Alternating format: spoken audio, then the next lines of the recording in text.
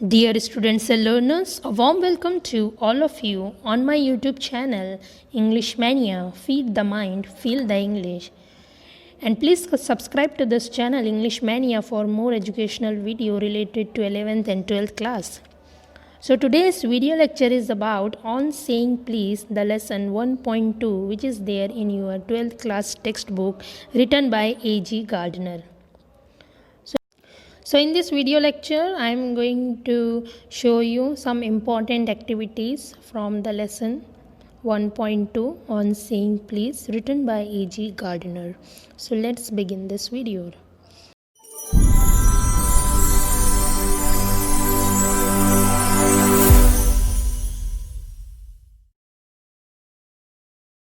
Please explain the words with example. The first word is humility. It means modesty. Example is the king bowed to the commoner who saved his life in an ultimate display of humility. तो इसमें आपको words दिए हैं जिसका meaning आपको explain करना है और एग्जाम्पल आपको बतानी है, यानी वो वर्ड को आपको एक लाइन में, एक सेंटेंस में यूज़ करना है. नेक्स्ट है सेल्फ इस्टीम, जिसका मतलब होता है सेल्फ रिस्पेक्ट. तो इसके लिए मैंने सेंटेंस बनाया है कि self confidence and self esteem are the pillars of success. बहुत सिंपल सा सेंटेंस है, easy to remember. Gratitude, gratitude का मतलब होता है the quality of being grateful.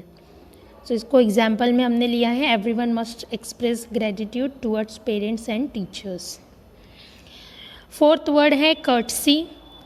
इसका मतलब होता है the showing of politeness in one's attitude and behaviour towards others. इसकी एग्जाम्पल है the principal treated the teachers with courtesy and humanity. Next आता है जनरसिटी. इसका मतलब होता है the quality of being kind and generous. Example है his generosity is one of his good trials.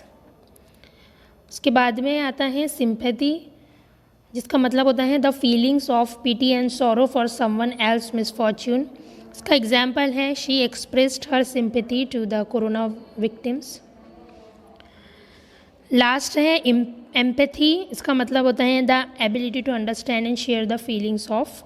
Now let's see the next activity, that is for true and false. First question is bitter problems in day to day life can be solve by sweet words. जो हमारी रोज़मर्रा की जीवन की problems हैं जो कि bitter हैं, अच्छी नहीं हैं, वो हमारे अच्छे शब्दों के ज़रिए अच्छी हो सकती है, कैन बी सॉल्व, सुधर सकती हैं. तो ये ट्रू है. Great words could have been avoided by a little courtesy. तो ये भी सही बात है, तो ट्रू है. Observance of etiquette in a normal situation is important, but more important is their observance when the situation is adverse. तो ये बात भी बहुत अच्छी है और ये ट्रू है. नेक्स्ट है words like please and thank you help us in making our passage through life uneasy. Please और थैंक यू जैसे शब्द जो है हमारे जीवन को अच्छा नहीं बनाते, तो ये फॉल्स है. अब जबकि करेक्ट अगर हम करें इस सेंटेंस को तो ये है कि words like please and thank you help us in making our passage through life easy. ठीक है, जबकि हमारे जीवन को ईजी, आसान बनाते हैं प्लीज़ और थैंक यू जैसे words. Next question is the law permits anybody to use violence if another person is discourteous. Law जो है वो अलाउ करता है, कानून जो अलाउ करता है वायलेंस के लिए अगर सामने वाला बंदा जो है वो अच्छे से बिहेव ना करे. तो ऐसा ये गलत बात है, तो ये फॉल्स है. जबकि the law does not permit anybody to use violence if another person is discourteous. It's not a legal offence. Next question is select the most appropriate sentences which suggest the theme of the essay. Most appropriate sentence आपको बताना है जो कि आपके एसे की theme को दर्शाता हो. तो the essay tells us about courtesy, civility, morality, responsibility and control. Obviously ये बात सही है. और फिर दूसरी बात जो सही है वो ये है C, one can keep one's peace of mind without having to lower themselves to the level of the perceived offender. तो ए और सी जो है वो करेक्ट ऑप्शंस हैं. Next activity is find the reasons for the liftman's uncivilised behaviour. अब हमारा जो ये पर्टिकुलर लेसन है 1.2 ऑन सेइंग प्लीज़, इसमें जो लिफ्ट मैन है उसके जो बुरा व्यवहार था उसका रीजंस आपको लिखना है। तो यहाँ पे मैंने 5 रीजंस लिखे हैं। पहला है the impolite behaviour of the passenger, क्योंकि पैसेंजर ही उससे अच्छे से बिहेव नहीं करते थे। The lift man expected the word stop please, वो ऐसे वर्ड्स को एक्सपेक्ट करता था लोगों से। Would wound to self respect और vanity, slur upon insult of and his social standing etc.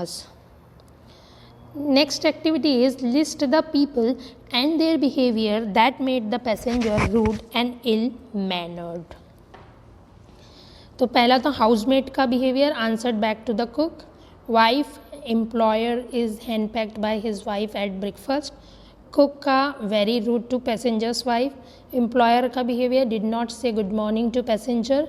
Liftman का expected to say please, and passenger का rude and ill manner towards the liftman.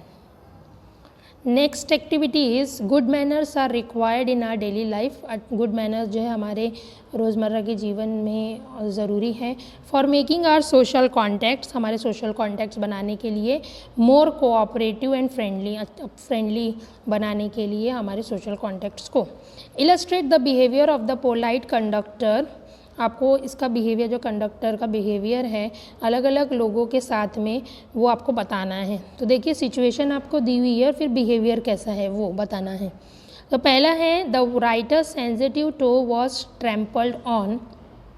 Behaviour है the conductor said sorry with an apology and courtesy. जब writer के पैर पे, conductor का पैर पड़ गया तो कंडक्टर ने उसे सॉरी बोला और अपोलोजाइज किया। In the rainy season, dealing with people, the conductor would run up the stairs to give them the tip that there was room inside. Dealing with old people, बूढ़े लोगों के साथ उसका behavior कैसा था? The conductor behaved as a loving and caring son. Dealing with children, the conductor behaved as caring or concerned father. Dealing with young people, the conductor had a peculiarly warm place in his heart for young people and always indulged in some merry jest with them. Dealing with a blind man, the conductor set blind man down safely on the pavement and also took him across the road and round the corner or otherwise safely on his way. Next activity is, sometimes while using a word in a sentence, we have to change its word class. We can make several more words from the root word. कभी कभी root word को use करते समय हमें उसको change करना पड़ता है, उसका वर्ड क्लास चेंज करना पड़ता है। जैसे कि शार्प है तो उसका हमको क्या करना पड़ेगा? I asked Sumit to sharpen my pencil for me. Sharp से शार्पन बना, शार्प जो है वो रूट वर्ड है, उसका हमने वर्ड क्लास चेंज किए तो शार्पन हो गया। इसी तरह से क्रंच का क्रंची हुआ, कलर का कलरफुल हुआ, एक्सेप्ट का एक्सेप्टेबल हुआ और हेल्प का हमने हेल्पफुल बना दिया। He is very helpful. तो रूट वर्ड को हमने चेंज किया। Next activity is complete the following table. पहले इसमें नाउन दिया है, फिर वर्ब दिया है, फिर उसका एडजेक्टिव फॉर्म लिखना है, फिर एडवर्ब लिखना है। एब्सेंस जो है वो नाउन है, उसका वर्ब होगा एब्सेंट, एडजेक्टिव होगा एब्सेंट और एडवर्ब होगा एब्सेंटली।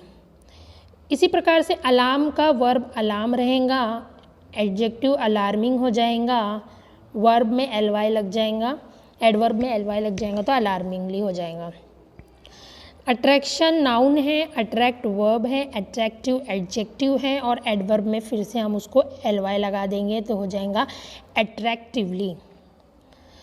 लास्ट वाला देखिए डिफरेंस, डिफरेंस नाउन है, डिफर वर्ब है, एडजेक्टिव डिफरेंट है और एलवाई लगा के एडवर्ब बना दिए डिफरेंटली। इसी प्रकार से admiration, agreement, application, avoidance. Next question is right appropriate expressions and words used while facing interview. Interview देते समय आप कौन कौन से अच्छे अच्छे एक्सप्रेशन या यूज़ करोगे? मैं आई कम इन बोलोगे सबसे पहले। Excuse me, yes I am, no I don't, sure I can, could you repeat that please, it's my pleasure, nice to meet you, thanks a lot, have a nice day। ये सारे words है जो मैंने लिखे हैं, इसमें से कोई भी 4 आप लिख सकते हो अपने आंसर में। Write appropriate expressions used while writing a complain letter. Complain letter आपको लिखना है तो आप कौन कौन से अप्रोप्रिएट एक्सप्रेशंस उसमें डालूंगी, जैसे कि I disagree, I am afraid that, I expect that, this caused me to, we are still hopeful, I wish to draw your attention please, I would like to complain about, I would be grateful if you, we are disappointed, I await your reply। ये सारे words से expressions है जो हम use करेंगे complain letter लिखते समय।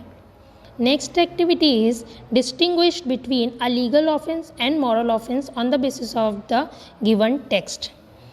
तो इसमें आपको लीगल ऑफेंस कौन सा है और मॉरल ऑफेंस कौन सा है वो आपको बताना है।